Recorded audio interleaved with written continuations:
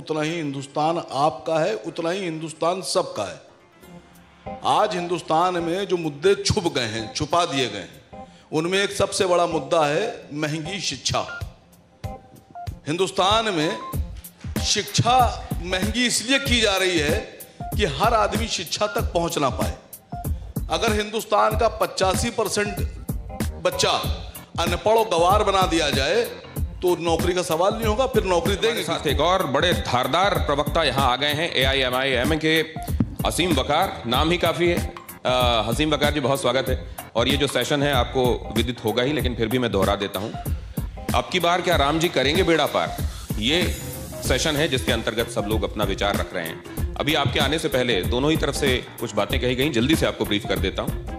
वाजपेयी जी ने कहा कि हमारे लिए राम कभी मुद्दा नहीं थे, हमारे लिए वो लोक आस्था का विषय है और हमने कभी इस नाम पर वोट नहीं मांगे। हम लॉ एंड ऑर्डर को लेकर और तमाम विकास के अपने किए हुए कामों को गिनाकर जनता के बीच में जाएंगे। डॉक्टर MH खान के पास जब मैं आया तो उन्होंने कहा कि मैं कहां से शुरू करूं, समझ में नहीं आता। उन्होंने अलग अलग घटनाएं गिनाई, जिसमें लेटेस्ट लखीमपुर खीरी भी गिनाया, और ये कहा कि इसके बाद अब किस पर और चर्चा की जानी चाहिए, समझ में नहीं आता। उन्होंने ये भी कहा कि जातियों के आधार पर, खांचों के आधार पर बांटने का काम बीजेपी ने किया है। और उधर धर्मदास जी ये कह रहे हैं कि मंदिर तो आगे बन रहा है, लेकिन सरकार जिस तरीके से चीजें मैनेज कर रही है वो मैनेजमेंट मेरे समझ में नहीं आ रहा, वहां थोड़ा सा विषयांतर हो रहा है। इसलिए आपके पास ये समझने के लिए आ रहा हूं मैं, राम जी करेंगे क्या बेड़ा पार? मैं सारे विषयों को हटाकर सिर्फ इतना कहना चाहता हूं, देखिए सच्चाई ये है कि भारत में अगर राम की बात नहीं होगी तो कहां अमेरिका में होगी? क्या बात है, इस बात पर क्या तालियां नहीं होनी चाहिए?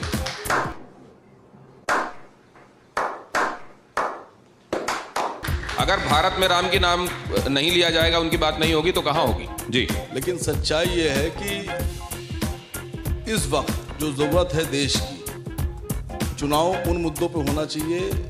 मंदिर का फैसला सुप्रीम कोर्ट के द्वारा आ गया, सर्वोच्च न्यायालय ने कहा मंदिर बनना चाहिए, अब ये मुद्दा नहीं है। ये बड़ी अच्छी बात कही आप।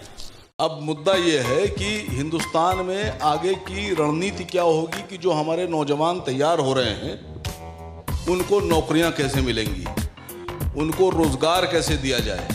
सबसे बड़ा जो अहम मुद्दा है, मैं आप सबसे एक बात कहना चाह रहा हूं, जितना हिंदुस्तान मेरा है उतना ही हिंदुस्तान आपका है, उतना ही हिंदुस्तान सबका है। आज हिंदुस्तान में जो मुद्दे छुप गए हैं, छुपा दिए गए, उनमें एक सबसे बड़ा मुद्दा है महंगी शिक्षा। हिंदुस्तान में शिक्षा महंगी इसलिए की जा रही है कि हर आदमी शिक्षा तक पहुंच ना पाए। अगर हिंदुस्तान का 85% बच्चा अनपढ़ और गवार बना दिया जाए तो नौकरी का सवाल नहीं होगा, फिर नौकरी देंगे किसको? तो जात-पात चलता रहेगा।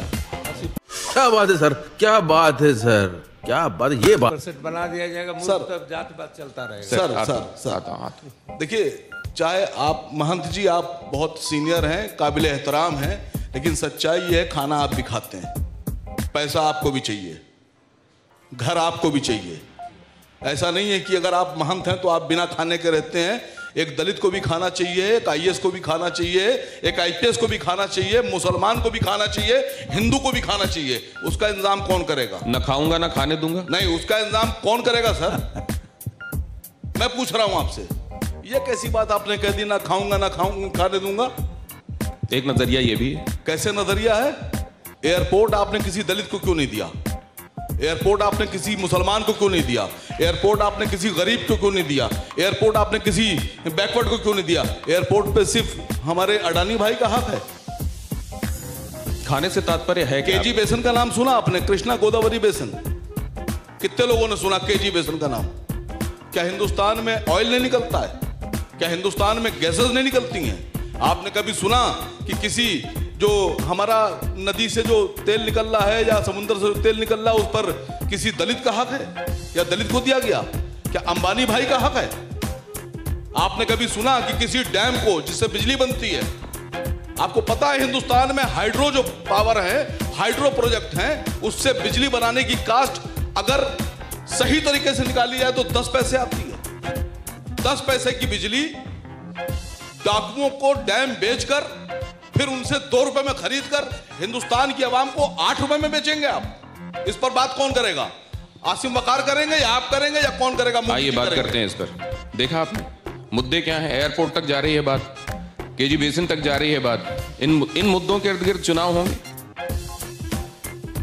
अगर एयरपोर्ट या बेसिन जो भी चीजें हैं वो उन्हीं हाथों में, उन्हीं संस्थानों को दी जा सकती हैं जो टेक्निकल नो हाउ और आर्थिक दृष्टि से सक्षम हो उसके संचालन में और उसका लाभ देश की जनता को दे सके। ऐसे केवल अगर जाति के आधार पर या गरीब के आधार पर अगर उनको सौंप दिया जाएगा तो वो पता लगा जहां जिस स्थिति पर आज खड़े हैं उस स्थिति से भी रसातल को चले जाएंगे। ना देश को लाभ मिलेगा, ना जनता को लाभ मिलेगा और ना उनकी कीमतों को नियंत्रण रखा जा सकेगा। मैं एतराज करता हूं सर। जी सर, जब हिंदुस्तान में 2014 से पहले सरकार बनाने की तैयारी आप कर रहे थे, नहीं सर आपने कहा कीमतों में नियंत्रण। हाँ। मैं आपकी बात पे आ रहा हूं। उस वक्त जो हमारे भारतीय जनता पार्टी की सरकार से पहले वाली सरकार थी उसमें पेट्रोल की कीमत 62 रुपए और 63 रुपए थी, लेकिन कच्चा तेल 148 और $158 प्रति बैरल तक गया था। उस वक्त तो आपके यहाँ से जितने सांसद, आपकी मोहतरमा क्या नाम उनका, वो ईरानी इराकी क्या नाम उनका, वो तो गैस का सिलेंडर सर पे रख के चल रही थी।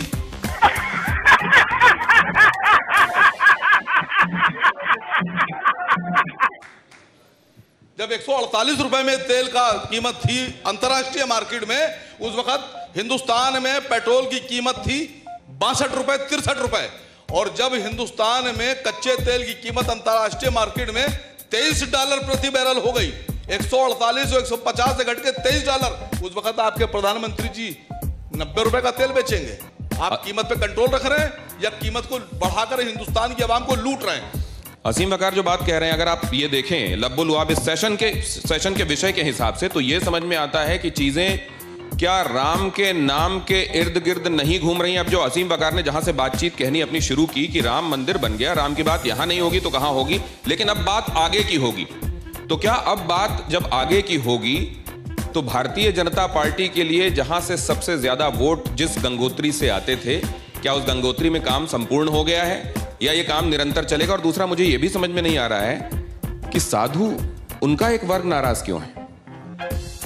देखिए, आपने जिक्र किया गंगोत्री का।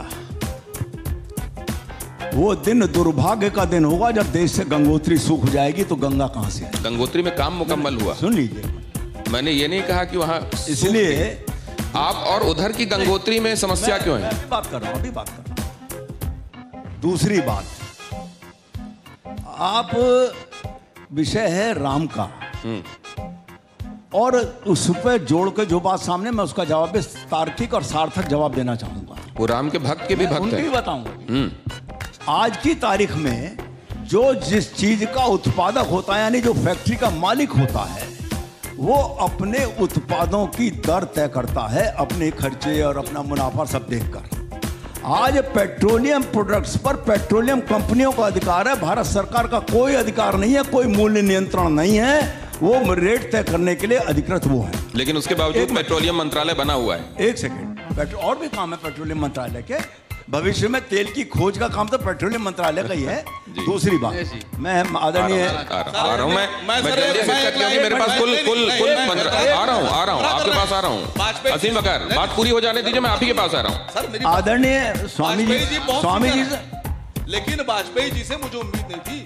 आप हम सबके माननीय हैं, आप उस वक्त के विधायक हैं वाजपेयी जी, जब भारतीय जनता पार्टी का नाम लेवाल कोई उत्तर प्रदेश में नहीं था। उस वक्त लोग आपको जिता के भेज रहे थे। आपकी जिम्मेदारी बनती है, आप गुमराह मत कीजिए। आपने कहा भारत सरकार का नियंत्रण नहीं है। जो मोरारजी देसाई की कपड़ा मिल, उस पर सरकार का नियंत्रण, जो सलमान खुर्शीद का डीपीएस, उस पर सरकार का नियंत्रण, जो सड़क के ऊपर एक टैक्सी चल रही, उस पर सरकार का नियंत्रण। तो आप बता रहे हैं कि तेल कंपनी में सरकार का नियंत्रण नहीं है। आप इस्तीफा दिलवाइए। सुनिए सर, आप वो विभाग हम लोग को दीजिए, हम आपको दिखाते हैं चलाकर कैसे चलाया जाता है। जो सच है वो मैंने कहा है। 24 घंटे के अंदर, सुनिए सर, अगर 24 घंटे के अंदर हिंदुस्तान में तेल 30 रुपए लीटर ना बिक जाए तो मेरा नाम बदल दीजिएगा। ठीक है, हिंदुस्तान से। लेकिन हम लोगों का जो अनुभव है, असीम वकार, वो ये कहता है कि अगर चुनाव 24 घंटे के भीतर आने वाले हैं तो तेल के दाम जरूर काबू में आने लगते हैं।